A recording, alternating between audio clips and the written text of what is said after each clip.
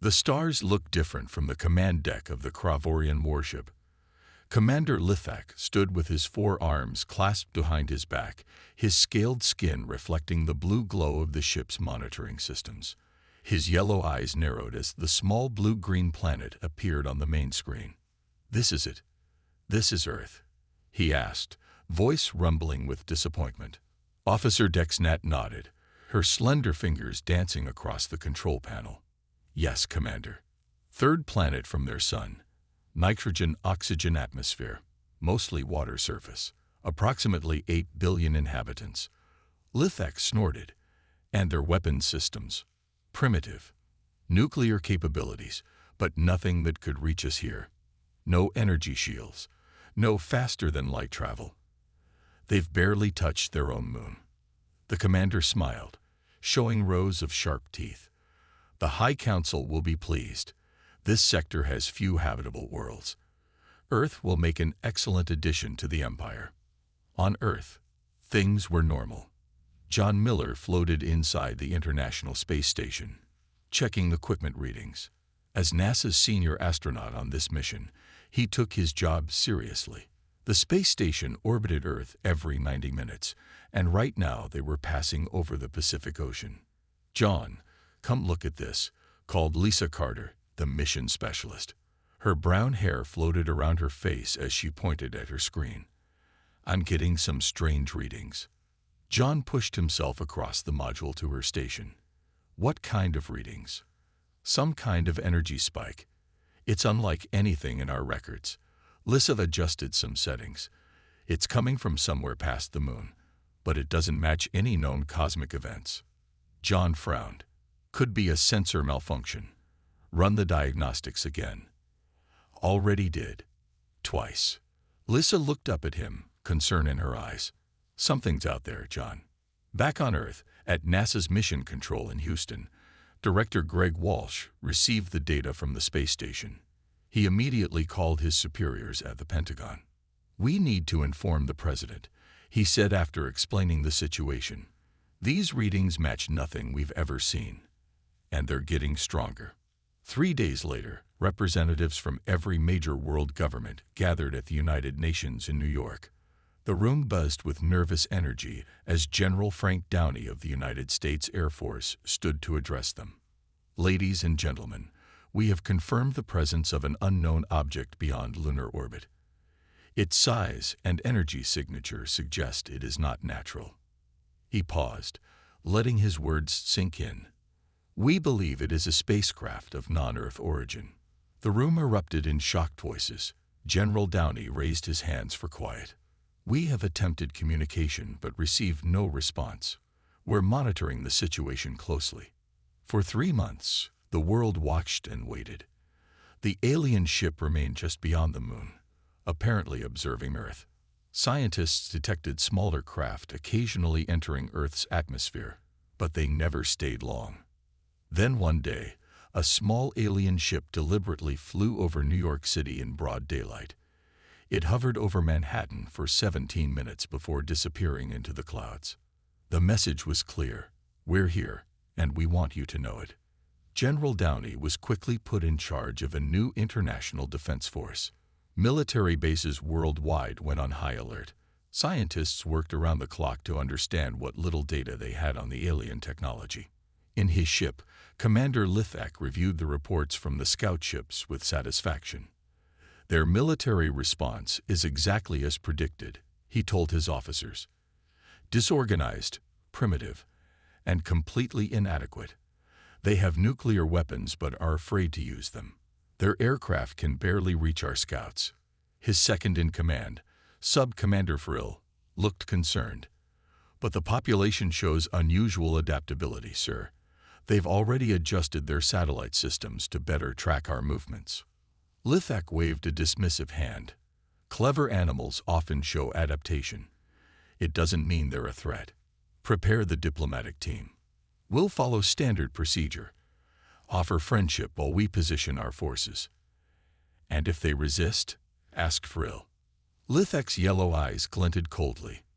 "Then we'll show them what real power looks like." The United Nations Hall fell silent as the aliens stepped to the podium. Ambassador Zetrel stood 7 feet tall, his blue-gray skin shimmering under the lights. 4 arms emerged from his ceremonial robe, and his large yellow eyes scanned the crowd of world leaders. "People of Earth," he began, his voice surprisingly smooth. "The Kravorian Empire extends its hand in friendship. We have traveled across the stars to share our knowledge with you." In the back of the room, Samantha Wells frowned. As the Pentagon's top defense analyst, she had been studying the aliens' movements for weeks. Something didn't add up. They show up unannounced, watch us for months, and now want to be friends. She whispered to General Downey beside her. The general nodded slightly, but kept his eyes forward. "Keep your concerns quiet for now. We need to hear them out." On the stage, Ambassador Zetrel continued, "We offer medical technology that can cure your diseases, energy systems that will end your dependence on fossil fuels. We ask only for peaceful exchange and the opportunity to learn about your world." The world leaders applauded. Many looked relieved. A few looked suspicious. Later that evening, Samantha met with Colonel Eric Bryant in a secure room at the Pentagon. Colonel Bryant led the newly formed Special Tactics Unit, created specifically to prepare for possible conflict with the aliens. "What do your instincts tell you?" Bryant asked, his face serious under the fluorescent lights. Samantha pulled out her tablet. "Their story has holes. If they wanted friendship, why hide behind the moon for 3 months? Why send stealth craft to scan our military bases? And look at this." She showed him satellite images. "Their main ship has weapons ports. Lots of them." Colonel Bryant studied the images. "The president wants to believe them. Most people do." "Most people want to avoid facing the scary truth," Samantha replied. Across town, civilian programmer Alan Garcia stayed late at his office. He wasn't supposed to have access to the NASA data feeds, but he had friends in high places. For days, he had been running his own analysis of strange signal patterns picked up by deep space receivers. His computer beeped. Alan sat up straight, staring at his screen. "No way," he whispered. The pattern was clear now. Regular signal bursts, coming from behind the moon, but also from positions near Mars and even Jupiter. The aliens weren't alone. They had a fleet. The next morning, a Kravorian shuttle landed on the White House lawn. Ambassador Zetrel emerged with several assistants, carrying cases of gift technology for human scientists to study. Dr. Kate Winters, the lead scientist assigned to examine the alien technology, carefully opened the first case. Inside was a small silver device that the ambassador claimed could power a small city for a year. "Remarkable," she said, but something about the design bothered her. Parts of it seemed unnecessary, almost like they were for show. Meanwhile, Samantha Wells received an unexpected email from a civilian named Alan Garcia. The subject line read, "They're not alone. Evidence of hidden fleet." She quickly arranged to meet him. In a quiet coffee shop, Alan showed her his findings. "There are at least 30 ships hiding in our solar system," he explained. "Based on their positions, they could surround Earth in hours." Samantha's blood ran cold. "We need to take this to General Downey." But the general's hands were tied. World leaders were embracing the alien visitors. Trade talks had begun. Public opinion strongly favored cooperation. On the Kravorian command ship, Commander Lithak received Ambassador Zetrel's report. "The humans are eager for our technology," Zetrel said. "Their leaders compete for our attention. The deception is working perfectly." Lithak nodded. "And their defenses?" "Minimal. They've actually reduced military readiness to show good faith. Their weapon systems remain primitive." "Excellent." Lithak turned to his tactical display. "We continue as planned. Complete the mapping of their strategic locations. Once our fleet is in position, we strike without warning. And if some humans suspect our true intentions?" asked Zetrel. Lithak's mouth curved into what passed for a smile among his kind. "By the time they convince others, it will be far too late." The first explosions hit at dawn. Across the world, military bases erupted in flames as energy beams cut through them from the sky. The Kravorian ships, hidden for months, had moved into attack position overnight. In Washington, D.C., General Downey rushed into the Pentagon's command center. Screens showed chaos worldwide. New York, London, Beijing, Moscow, all under attack. "Get the president to the bunker," he ordered, "and find Samantha Wells and Alan Garcia." They were right. But communications were failing. The aliens had targeted satellite systems and major transmission towers first. Cell phones went dead. Internet connections dropped. Television broadcasts cut out. At a small military base in Arizona, Lieutenant Paul Martinez watched in horror as alien ships appeared in the sky. They were sleek, silver crafts shaped like arrowheads. Energy weapons carved burning lines across the runway. "Everyone to the underground shelters," he shouted to his soldiers. "Grab whatever weapons you can." They barely made it inside before the main building collapsed. From the small window of the bunker, Paul watched as alien ground forces landed. They were tall, four-armed soldiers in black armor, carrying weapons that fired blue energy bursts. "Sir, what are those things?" asked a young private, her face pale with fear. "The enemy," Paul said simply, "and we need to find a way to fight back." In New York, Ambassador Zetrel stood on the roof of the United Nations building as Kravorian ships destroyed the city's defenses. He spoke into a communication device on his wrist. "The attack proceeds as planned, Commander. Their leaders are in disarray."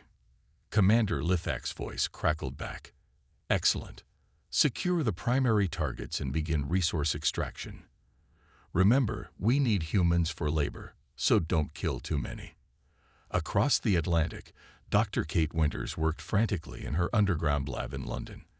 3 weeks earlier, she had discovered that the gift technology from the aliens contained hidden tracking devices. She had kept one device and studied it in secret.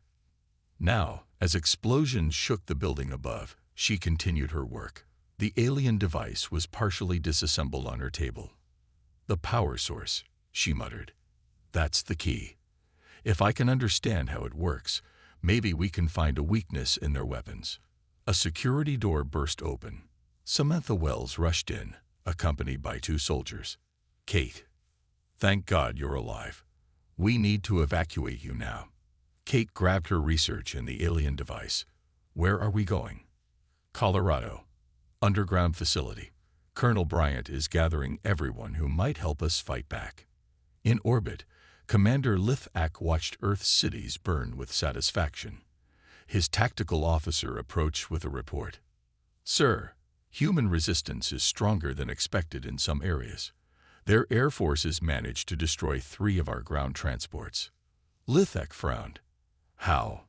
Their aircraft should be no match for our ships. They're using unusual tactics, flying very low, using terrain as cover. And they seem willing to sacrifice themselves to score hits." The commander waved dismissively. "Desperation. Nothing more. Continue the invasion as planned." 6 hours into the attack, most of Earth's major cities were under alien control. Military bases were destroyed or surrounded. World governments had lost contact with each other. In his underground bunker, the U.S. president met with what remained of his cabinet. "We were fools," he said, his voice hollow. "We welcomed them while they planned our destruction." General Downey stepped forward. "Sir, we still have submarines at sea they haven't found. Some bases in remote areas are intact, and I've established a secure line to the remnants of other governments. What do you suggest?" "We adapt. We fight dirty. We show these aliens that humans don't surrender easily." The president nodded grimly. "Send the order to all remaining forces. This is no longer about following rules of war. This is about survival. Use any means necessary." Outside, the world burned as the Kravorian invasion continued. But in bunkers and hideouts, in mountains and forests, humans began to plan their resistance. The real fight was just beginning. 6 months passed. Earth was no longer the same. Alien towers rose from the centers of major cities. Kravorian ships patrolled the skies. Humans who surrendered lived in controlled zones, working to mine resources for their new rulers. But not everyone surrendered. Deep in the Rocky Mountains, in an old military bunker, Colonel Eric Bryant looked at the map spread across the table. Red marks showed alien strongholds. Blue marks showed confirmed human resistance groups. "The California group made contact last night," said Daniel Ross, running his hand through his gray hair. The former FBI agent had spent the last 3 months building a network of spies across occupied territories. "How many people do they have?" asked Colonel Bryant. "About 40 fighters, 100 civilians. They've been raiding alien supply convoys." Samantha Wells entered the room, looking tired but determined. "We just got a message from Admiral Hayes." Everyone turned to her. Admiral Hayes and a small group of naval vessels had escaped the initial attack by diving deep into ocean trenches where alien sensors couldn't find them. He's managed to save 3 submarines and a destroyer. They're currently hidden in the South Pacific. Colonel Bryant nodded. "Good. We'll need them when the time comes." In a lab 2 levels below, Dr. Kate Winters worked without stopping. Around her, equipment salvaged from various research facilities cluttered the space. On her main workbench sat a partly reassembled alien weapon. "I think I've got it," she said to her assistant, a young engineer named Ben. "Their weapons use a form of plasma, but the power source is the key. It's some kind of crystal that stores enormous energy." "Can we replicate it?" Ben asked. Kate smiled for the first time in days. "No, but we can modify our own weapons to disrupt it. I've created a prototype." She held up what looked like a normal rifle with strange additions attached to the barrel. "It fires a pulse that destabilizes their energy weapons, makes them useless for about 30 seconds. In the occupied zone of what was once Chicago, humans lined up for their daily food rations. Kravorian guards watched with weapons ready. A large screen on a nearby building showed Ambassador Zetrel, now calling himself Governor Zetrel. "Cooperate, and you will be treated well," his voice boomed. "Resist, and face the consequences. The Kravorian Empire brings order to all worlds we touch." At the back of the line, a woman named Olivia quietly passed a small note to the man behind her. He slipped it into his pocket without looking. The resistance message would move from person to person until it reached those who could use it. Meanwhile, Lieutenant Paul Martinez and his group of 20 soldiers moved silently through the Arizona desert. After 6 months of hit-and-run attacks, they had learned how to avoid alien patrols. "There it is," Paul whispered, pointing to an alien communication tower in the distance. "Remember the plan. Plant the charges and get out. No heroes today." His soldiers nodded. They had lost too many people trying to be heroes. On his command ship, Commander Lithak read the latest reports with growing concern. Human resistance was not decreasing as expected. Supply ships were being attacked. Communication towers were being destroyed faster than they could be rebuilt. "How is this possible?" he demanded of Sub-Commander Frill. "We control their cities, their resources, their food. They have inferior weapons and no central government." Vril hesitated. "Sir, they adapt quickly. They learn our patterns and change their tactics, and they seem willing to die rather than surrender." "Then we must break their spirit," Lithak decided. "Choose a resistance area. Destroy it completely. Make an example that all humans will understand." In the Colorado bunker, leaders from different resistance groups gathered around a table. It was the first time so many had risked coming together in one place. Colonel Bryant called the meeting to order. "Welcome to Operation Hornet's Nest," he said. "For 6 months, we've been fighting separate battles. Today, we start working together. The aliens think they're hunting us. It's time to show them what happens when humans decide to stop playing defense." Around the room, faces showed determination.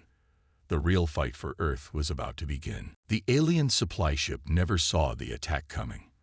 Lieutenant Paul Martinez and his team waited until it landed at the desert outpost. Then they struck from 3 directions at once, using the new weapons Dr. Kate Winters had developed. "Fire!" Paul shouted. His rifle sent out a strange pulse that hit the nearest alien guard. The guard's weapons sputtered and died. Before the alien could react, Paul's second shot took him down. Across the landing area, the scene repeated. Human fighters disabled alien weapons, then attacked with conventional guns and explosives. In less than 5 minutes, they controlled the supply ship. "Load everything useful," Paul ordered. "Food, medicine, weapons. Then plant the charges." As his team worked, Paul sent a short radio message. "Eagle's Nest. This is Desert Fox. Package secured. Operation Mosquito successful." In the Colorado bunker, Colonel Bryant received the message with a grim smile. Operation Mosquito was one of 30 similar raids happening across the continent that day. For the first time, humans were coordinating their attacks. "Tell them good work," he said to the radio operator, "and remind them to be at the rendezvous point for pickup." Dr. Kate Winters entered the command room, excitement on her tired face. "The production line is working. We've made 500 of the disruption rifles so far. Teams in Canada and Mexico have started making them too."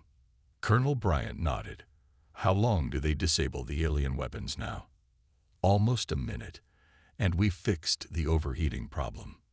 Meanwhile, far below the Pacific Ocean, Admiral William Hayes stood on the bridge of the U.S. Independence, one of the few American naval vessels to survive the initial attack. For months, they had hidden in deep trenches where alien sensors couldn't find them. "Sonar reports alien ships moving to the southeast, Admiral," reported his officer. Hayes studied the underwater map. "They're bringing in another transport fleet, same route as last month." He turned to his communications officer. "Signal the Barracuda and the Orca. We attack at nightfall." The submarines acknowledged their orders. Tonight would be the 3rd time they had struck alien ships. The aliens still hadn't figured out humans had naval vessels hiding underwater. In his command ship orbiting Earth, Commander Lithek faced growing problems. He stared at the resource report in disbelief. "These numbers can't be right," he growled. "We're behind schedule by almost 40%. Sub-Commander Frill shifted uncomfortably. "The human resistance is more effective than we anticipated. They're attacking our mining operations, destroying processing centers, ambushing our supply lines, and our reinforcements. The last transport fleet lost 2 ships to unknown attacks in the ocean. The High Command is concerned about our progress." Lithek slammed his fist on the console. "We control this planet. How can these primitives cause so much trouble?" In the occupied zone of Dallas, Daniel Ross met his contact in the basement of an abandoned store. The former FBI agent had built the most effective spy network in North America. "The aliens are running low on something," said his contact, a woman who worked as a translator for the Cravorians. "They keep asking about mining sites for certain minerals, and they're getting angry when shipments are late." Daniel nodded. "Anything else?" "They rely heavily on their communication system. It's centralized through 5 main relay stations. If those went down, they'd have trouble coordinating their forces." "That's exactly what we needed to know," Daniel said, memorizing the information. He would never write it down. Back in the Colorado bunker, Alan Garcia, the programmer who had first discovered the hidden alien fleet, worked with Samantha Wells on cracking alien communication codes. "I've got something," he said after hours of work. "Their encryption has a pattern. It repeats every 17 minutes. Samantha leaned closer to the screen. "Can you exploit that?" Alan smiled.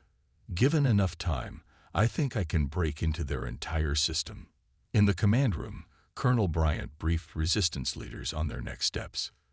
"The aliens expected a quick victory," he said. "They didn't plan for a long campaign. Now they're getting stretched thin, making mistakes. Admiral Hayes is cutting off their reinforcements. Dr. Winters is neutralizing their technological advantage. Daniel Ross is finding their weaknesses. He pointed to the map covered with blue markers showing resistance forces. "We're turning the tide. But remember, the aliens still think they're fighting humans who play by rules of war. They have no idea what we're capable of when we really stop playing nice." The refugee camp outside Atlanta burned as Kravorian ships flew overhead. 3,000 humans had been living there, mostly families with children. Now they ran in terror as alien weapons turned their tents and makeshift homes to ash.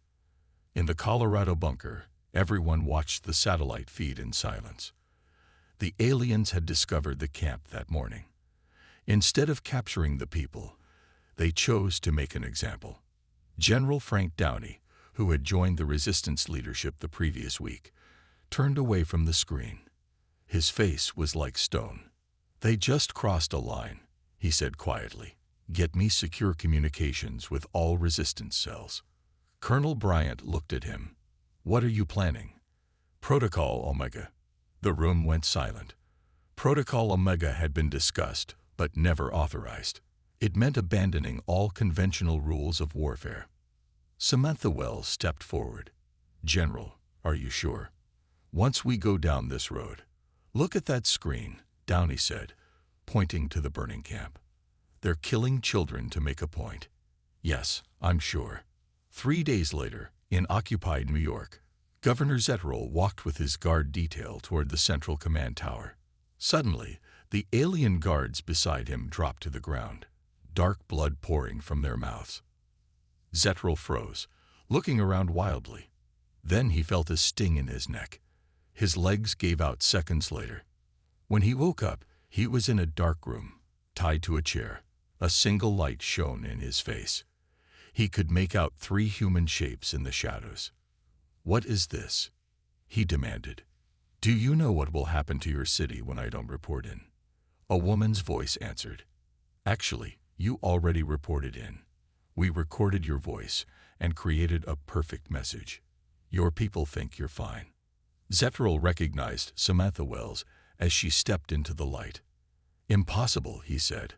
"Our communication systems cannot be hacked by humans." Alan Garcia stepped forward. "They can now. We've been in your network for weeks." The third figure remained in shadow. "Tell us about the ships arriving next month," said General Downey. "Tell us about your command structure. Tell us everything." At the same time, across the country, similar scenes played out. Key alien leaders disappeared. Some reappeared as corpses, left where other aliens would find them. Others never reappeared at all. In her lab, Dr. Kate Winters finalized her most dangerous creation yet. It wasn't a weapon in the traditional sense. It was a virus designed specifically for Kravorian biology. "Are you sure about this?" asked Venn, her assistant. His face showed his concern. Kate looked at the small container of clear liquid. "They're not giving us a choice. This targets their respiratory system. It won't kill them all, but it will make a lot of them very sick." "The Geneva Convention doesn't apply to aliens who burn refugee camps," Kate said firmly. "Besides, we're not signing our names to this.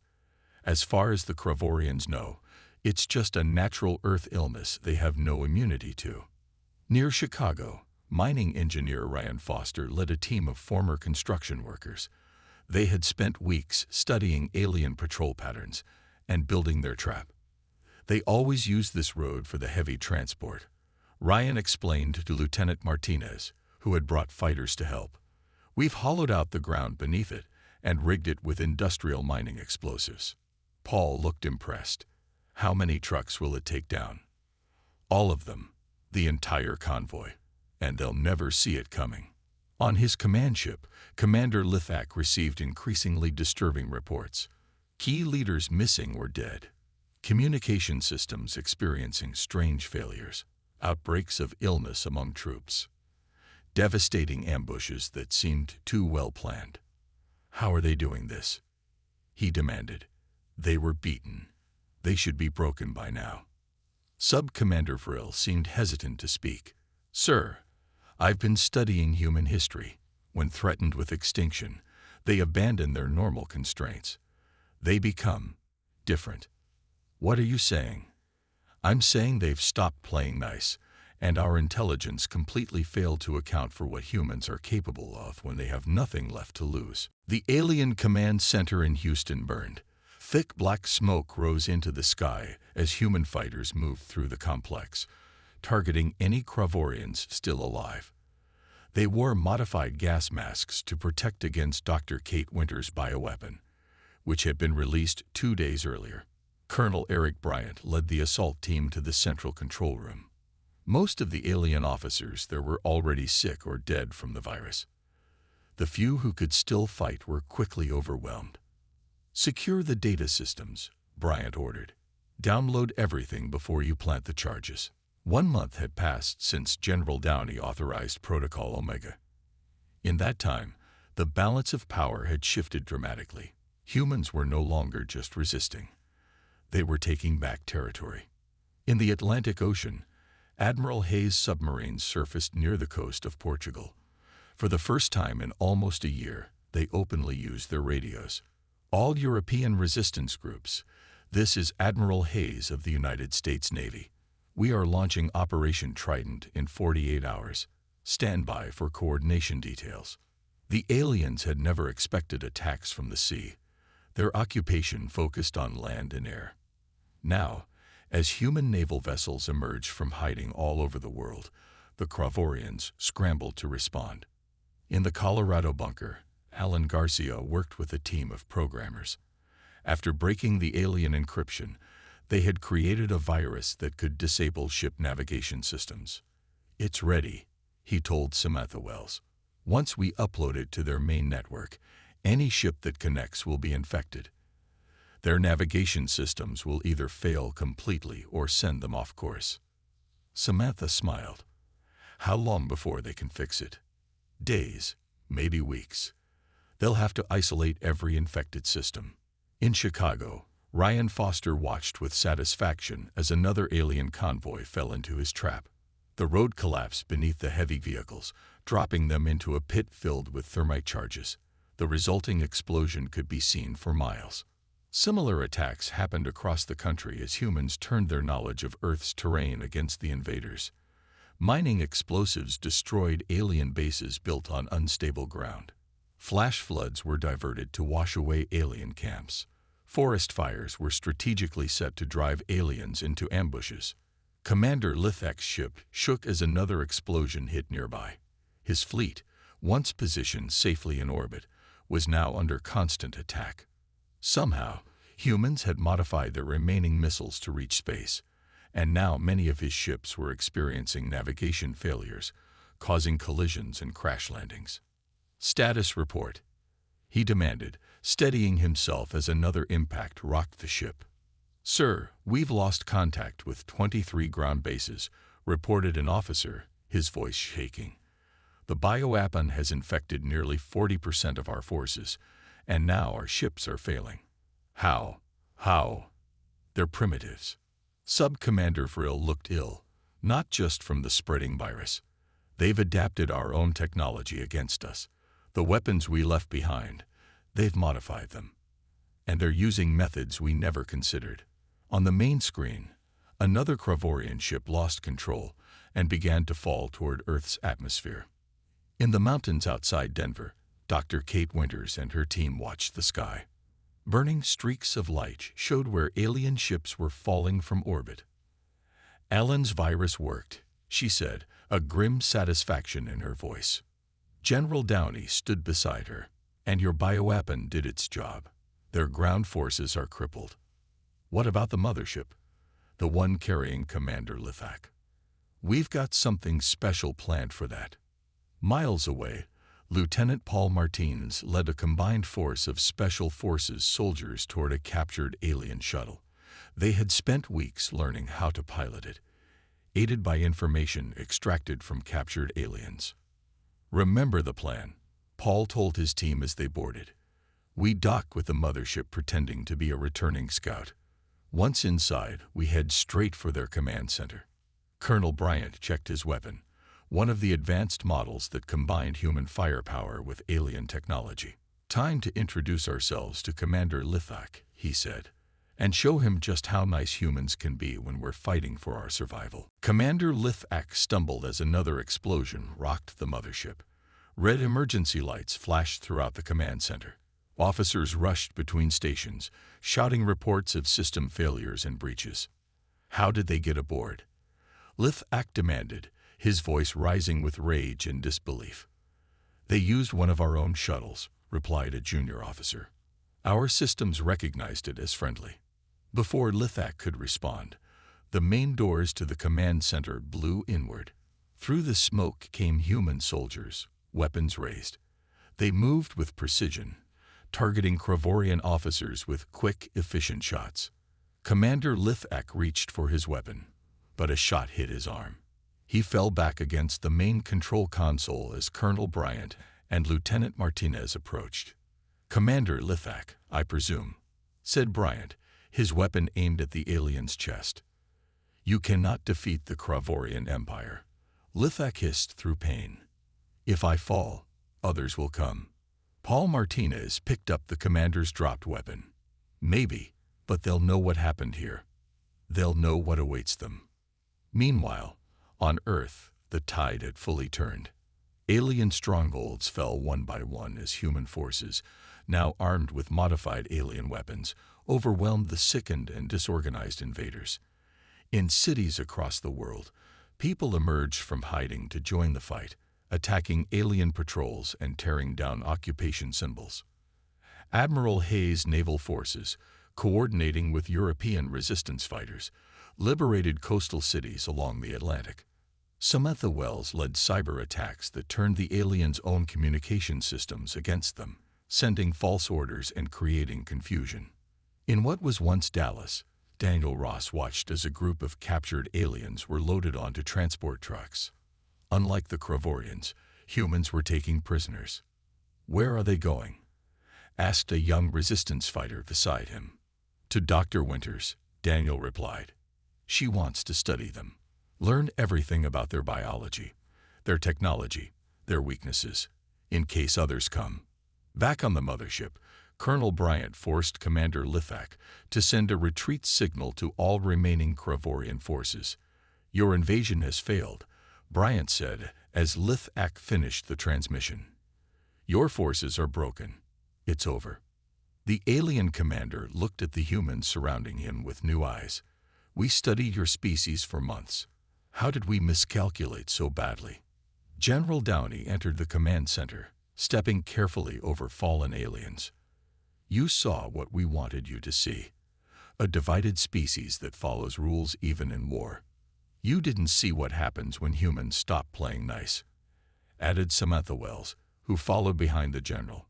You didn't understand that our apparent weakness, our individuality, our creativity, becomes our greatest strength when we're threatened. 3 days later, in the Colorado bunker, Commander Lithak sat across from General Downey, Colonel Bryant, and Dr. Kate Winters. The alien's wounds had been treated, and he was now a prisoner of war. Your remaining ships have left orbit, General Downey said. Earth is free again. Lithak nodded slowly. The High Command will want to know what happened here. How one primitive planet defeated a Kravorian invasion force. Dr. Winters leaned forward. Tell them the truth. Tell them that humans adapt. That we learn quickly. That we use everything around us as a weapon when we need to. And tell them this, added Colonel Bryant. We're keeping your technology. We're studying it, improving it. Next time any aliens come looking for trouble, we won't wait for them to attack first.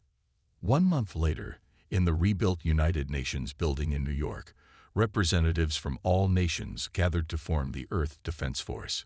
Colonel Bryant was appointed its first director. On the stage, he addressed the world. We faced extinction and survived.